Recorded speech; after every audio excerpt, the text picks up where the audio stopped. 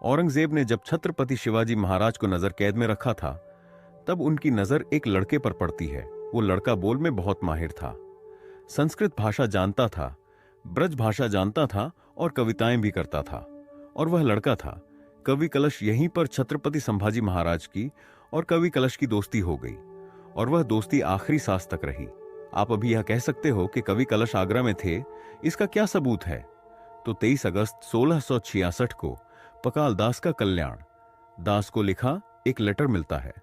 उसमें ऐसे लिखा मिलता है कि कवि कलश छत्रपति शिवाजी महाराज के कविश्वर थे। छत्रपति शिवाजी महाराज आगरा की कैद से छूटकर महाराष्ट्र आ गए, पर संभाजी महाराज अभी भी मथुरा में कृष्णाजी विश्वासराव इनके पास थे और उनके साथ कवि कलश भी थे। ऐसा इतिहासकारों का कहना है। कवि कलश कनौज ब्राह्मण थे और वह प्रयागराज से थे। कवि कलश का घराना भोसले घराने का काशी क्षेत्र का कुल्लो उपाध्याय था। आप इसे ऐसे समझे कि कवि कलश की फैमिली छत्रपति शिवाजी महाराज के लिए काम करती थी। जब संभाजी महाराज मथुरा से महाराष्ट्र वापस आए तो उनके साथ कवि कलश भी आए, और यही के हो गए वो आगे के समय में छत्रपति संभाजी महाराज के एक भरोसेमंद आदमी और एक अच्छे दोस्त बनकर रहे। जब छत्रपति शिवाजी महाराज 1676 में दिग्विजय मुहिम पर गए थे, तब छत्रपति शिवाजी महाराज ने शंभू राजे को श्रृंगारपुर की मुहिम हाथ में दी थी। तो उस मुहिम में कवि कलश छत्रपति संभाजी महाराज के साथ में ही थे, और उन्होंने वहां पर बहुत से अनुष्ठान किए, ऐसी हमें जानकारी मिलती है। कवि कलश का शाक्त पंथ पर बहुत भरोसा था, और शाक्त पंथ के लोग देवी को परम शक्ति मानते हैं।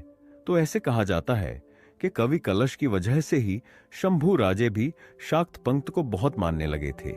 छत्रपति संभाजी महाराज ने 1678 में एक कलश अभिषेक भी किया था, जो कवि कलश के कहने पर किया था। कुछ लोग यह कहते हैं कि जब यह तय हो गया कि अब मराठों की सत्ता छत्रपति संभाजी महाराज के हाथ में ही आएगी, तब कवि कलश उनसे ज्यादा क्लोज हो गए, पर यह बिल्कुल वैसे नहीं था। कवि कलश यह छत्रपति संभाजी महाराज के बचपन से ही अच्छे दोस्त थे। इससे यही समझ आता है कि कवि कलश और छत्रपति संभाजी महाराज की दोस्ती उनके राज्य अभिषेक से पहले से थी। कवि कलश मराठा नहीं थे, वो कनज ब्राह्मण थे। इसलिए औरंगजेब की यह हमेशा कोशिश थी कि उन्हें अपनी ओर किया जाए, पर कवि कलश हमेशा छत्रपति संभाजी महाराज के साथ ही रहे। जब छत्रपति संभाजी महाराज के खिलाफ उनके घर वालों ने और उनके कुछ खास लोगों ने प्लानिंग की थी, तब जैसे हम्बीर राव उनके साथ खड़े थे, वैसे ही कवि कलश भी उनके साथ खड़े थे। हम्बीर राव छत्रपति